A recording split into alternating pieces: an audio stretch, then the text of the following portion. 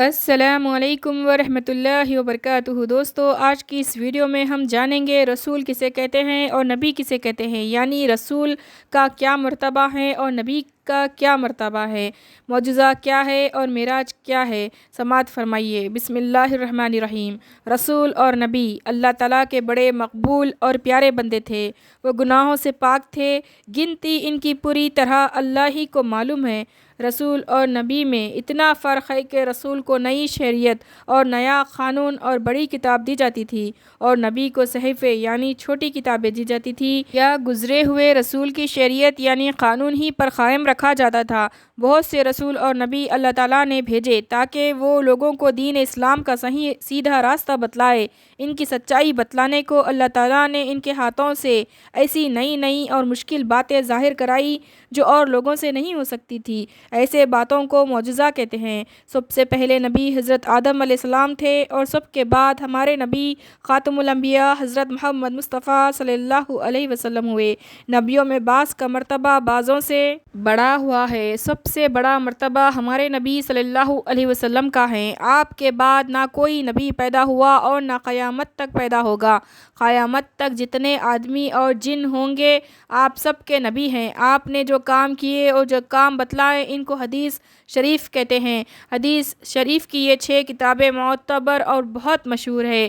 Number 1 بخاری شریف، number 2 مسلم شریف، number 3 ابو داؤد شریف، number 4 ترمذی شریف، number 5 نسائی شریف، number 6 ابن ماجہ شریف۔ مگر ان کا مطلب عالم لوگ ہی سمجھتے ہیں۔ ان کا ترجمہ اردو میں پڑھ کر دین کی باتوں میں رائے نہ دے، عالموں سے پوچھ کر عمل کرے۔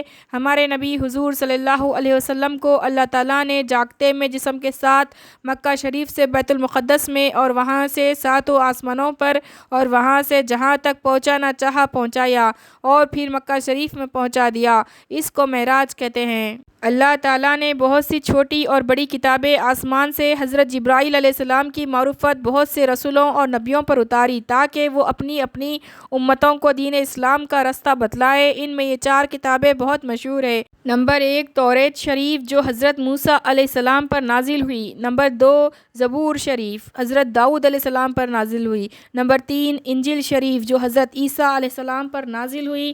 اور نمبر 4 قرآن مجید ہمارے نبی حضرت محمد مصطفیٰ صلی اللہ علیہ وسلم پر نازل ہوئی۔ قرآن مجید اللہ تعالیٰ کی آخری کتاب ہے۔ اس کے بعد نہ کوئی کتاب آسمان سے اتری ہے اور نہ قیامت تک اترے گی۔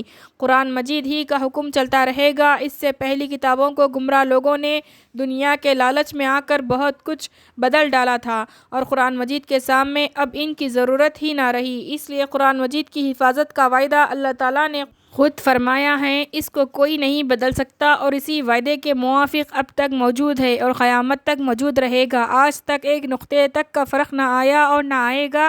اللہ تعالیٰ نے اس کی حفاظت کا انتظام اس طرح کیا ہے کہ مسلمانوں کو اس کے زبانی یاد کرنے کا شوق عطا فرمایا ہے، اور اس کا پڑھنا اور یاد کرنا آسان کر دیا ہے۔ اتنی بڑی کتاب اور 2-4 سال میں زبانی یاد ہو جاتی ہیں۔ دنیا بھر میں اس قدر حافظ قرآن موجود رہتے ہیں کہ اگر خدا نہ کرے چھپے ہوئے قرآن تمام روئے زمین پر نہ رہے تو اس طرح حافظوں کے ذریعے سے قرآن تیار ہو جائے گا۔ یہ وہ شان عظیم ہے کہ سوائے قرآن کے کسی اور مذہب کی کتاب کو حاصل نہیں۔ یہ قرآنی معجزہ ہیں، اور یہ بات بھی یاد رکھنے کی ہے کہ جس طرح قرآن کے نقطے تک میں فرق نہیں آیا، اسی طرح اس کے معنوں میں بھی فرق نہیں آیا۔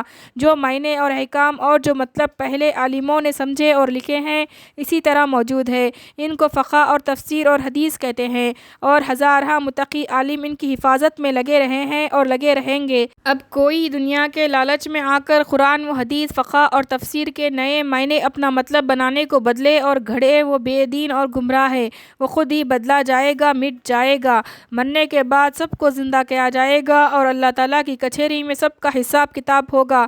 اچھے کاموں پر ثواب دیا جائے گا اور انعام بھی ملے گا، اور برے کاموں پر عذاب اور سزا ملے گی، اور اس زندگی کے بعد پھر کبھی موت نہیں آئے گی۔ اس کو قیامت اور عالم آخرت کہتے ہیں۔ جب دنیا کے ختم ہونے کا وقت آئے گا تو حضرت اسرافیل علیہ السلام سور بجائیں گے۔ یہ سور ایک بہت بڑی چیز سنگ جیسا ہے۔ اس کی لمبائی اور چوڑائی زمین و آسمان کے برابر ہے۔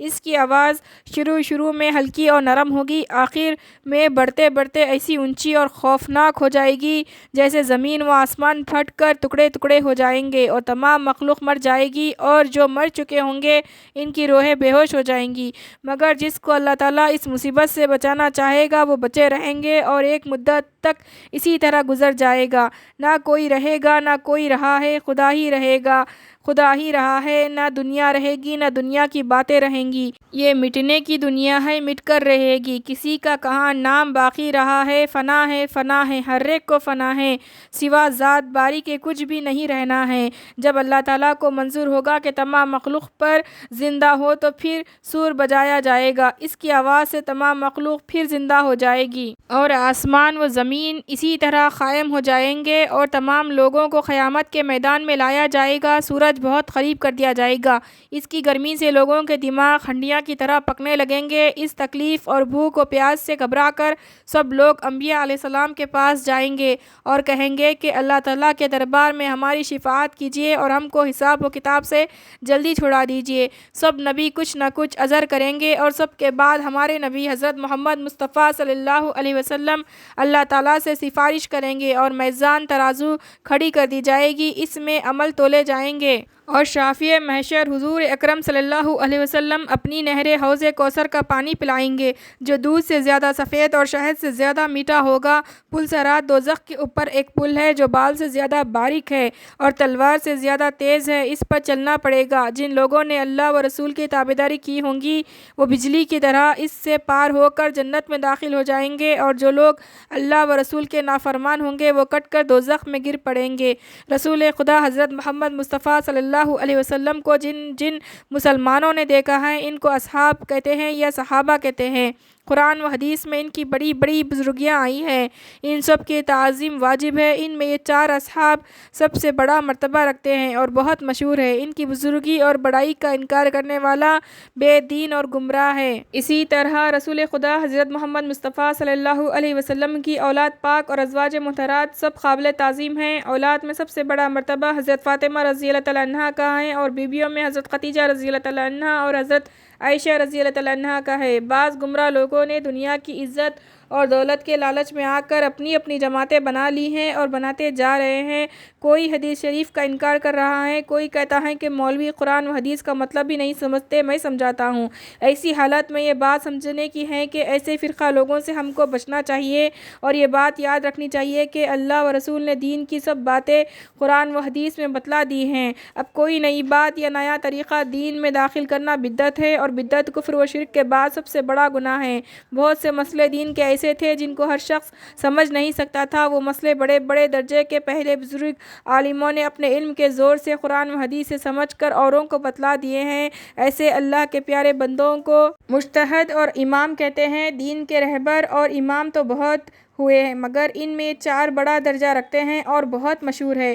نمبر 1 حضرت امام اعظم ابو حنیفہ رحمۃ اللہ علیہ، نمبر 2 حضرت امام شافعی رحمۃ اللہ علیہ، نمبر 3 حضرت امام مالک رحمۃ اللہ علیہ، نمبر 4 حضرت امام احمد رحمۃ اللہ علیہ۔ ان چاروں اماموں کو اس بہترین زمانے کے بڑے بڑے عالموں نے پسند کر لیا تھا، اس وقت سے سب مسلمان ان کے بتلائے ہوئے مسئلوں پر عمل کرتے چلے آئے ہیں، بڑے بڑے بزرگ عالموں نے ان کی تقلید کی اور کر رہے ہیں، بس ان چار اماموں میں سے جس امام صاحب سے زیادہ اعتقاد ہو اس کے مسئلوں پر عمل کرے اور ان کے مسئلوں میں جو اختلاف ہے اس کو خدا کی رحمت سمجھے، کسی کی شان میں گستاخی نہ کرے۔ ہندوستان میں حضرت امام اعظم کے مسئلوں پر عمل کرنے والے لوگ زیادہ ہیں، ان کو حنفی کہتے ہیں، بس ان اماموں کے مسئلوں پر عمل کرنا قرآن و حدیث ہی پر عمل کرنا ہے، دین محمدی کا صحیح اور سیدھا راستہ یہی ہے اور ان چاروں اماموں کو دین محمدی کی کونسل سمجھو۔ جو لوگ ان چاروں اماموں کے مسئلوں پر عمل کرتے ہیں ان کو اہل سنت الجماعت کہتے ہیں۔